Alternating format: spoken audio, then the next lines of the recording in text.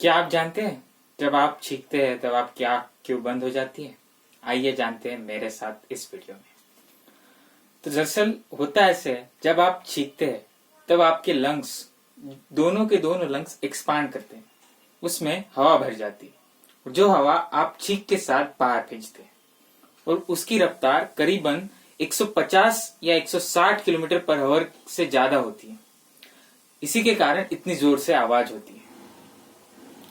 और जिस हवा में करीबन 5000 से ज्यादा म्यूकस यानी कि बलगम होते हैं जो किसी को इन्फेक्ट कर सकते हैं। क्या आप जानते हैं कि पूरी दुनिया में एक ऐसा पंछी है जिसके अंडे नीले होते हैं?